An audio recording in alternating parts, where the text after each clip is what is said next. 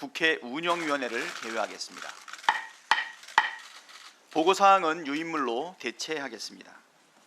참고로 오늘 회의는 국회 방송을 통해 생중계됨을 말씀드립니다. 있습니다만 지금 해당 교섭단체인 국민의힘 의원들께서 회의에 참석하지 않은 상황이므로 의사일정 제1항과 제2항은 오늘 상정하지 않도록 하겠습니다. 다음 의사일정에 들어가기에 앞서 위원장으로서 한 말씀 드리겠습니다. 오늘 현안 질의는 12월 3일 윤석열 대통령의 위헌위법적인 비상계엄 선포 및 내란 행위와 관련하여 우리 위원회 소관기관인 대통령 비서실, 국가안보실, 대통령 경호처를 대상으로 현안 질의를 하기 위한 것입니다. 12월 3일 무도하고 참담한 헌법 유린 내란 사태가 있었습니다. 우리 국민들과 국회가 지난한 투쟁을 통하여 쌓아 올리고 지켜온 민주주의와 헌정 질서가 대통령과 그 집단에 의하여 흔들렸습니다. 헌법과 법률이 정한 어떠한 요건도 절차도 어느 하나 충족하지 못한 비상계엄 선포와 그에 따른 국회 봉쇄, 군 병력의 투입, 국회의원 등을 대상으로 한 체포 시도는 명백한 내란 행위입니다. 국민들께서 묻고 있습니다. 대통령을 가장 가까운 자리에서 보좌하고 있는 대통령실과 대통령 경호처는 과연 이번 내란 행위에 대해서 어떻게 판단했는지, 그 과정에서 어떠한 역할을 수행하였는지 확인해야 합니다.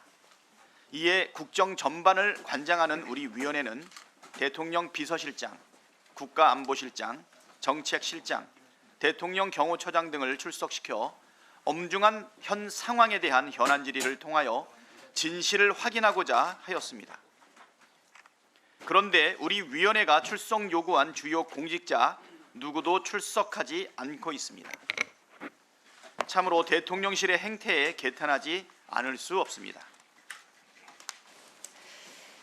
저기 대통령실 고위 관료들의 빈자리를 보면서 무슨 저런 사람들에게 나라를 맡겼었나 하는 애통한 마음이 듭니다.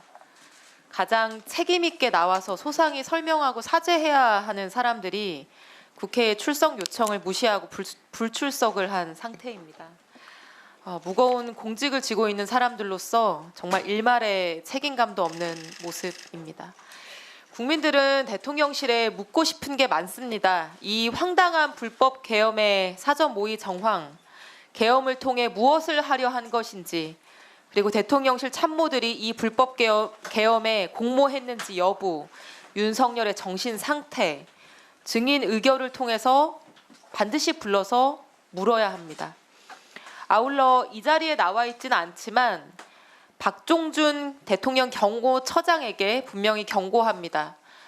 적법한 압수수색 영장 집행 저지, 윤석열 출석 통지서 수령 거부, 탄핵 심판 관련 서류 수령 거부, 경호처가 윤석열의 방패막이 되어 법 집행을 모두 저지하고 있습니다.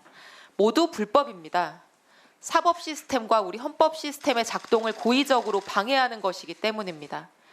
지금 윤석열 한 사람의 미친 광기로 인해서 많은 공무원과 군인들이 구속되고 수사를 받고 있는 불행한 상황입니다. 경호처장은 윤석열 보호를 위해 더 이상 불법을 자행하지 말고 대통령실을 당장 열고 수사와 헌법재판에 협조해야 합니다. 그렇지 않을 경우 윤석열과 함께 중한 처벌을 피할 수 없을 거라는 점을 말씀드립니다. 이상입니다.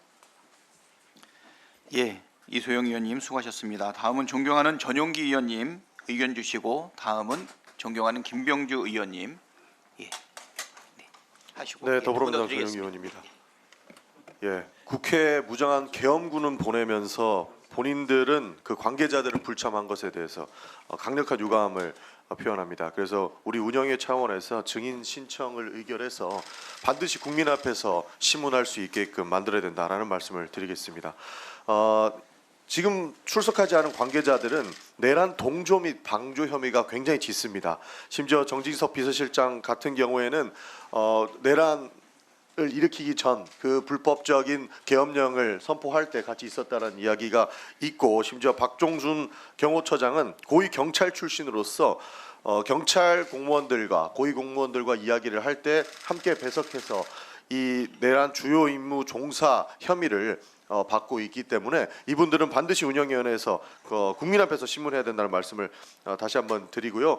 운영위 차원에서 수사를 촉구를 해야 된다. 그래서 공수처에서 반드시 정진석 비서실장과 박종준 경호처장을 신병을 확보하든지 어떠한 방법, 다양한 방법을 통해서라도 이분들을 수사할 수 있게끔 그리고 수사에 참여할 수 있게끔 대통령의 관련된 이런 수사에도 도움이 될 수 있게끔 만들어야 된다는 말씀을 드리겠습니다. 심지어 정진석 비서실장 같은 경우에는 텔레그램을 탈퇴했다라는 보도도 나오고 있습니다. 이런 경위를 봤을 때 증거인멸 혐의가 굉장히 짙기 때문에 공수처에서 하루빨리 수사가 돼야 되는 것이고 증인 의견을 통해서 국민 앞에 신문해야 된다라는 의견을 드리겠습니다. 이상입니다.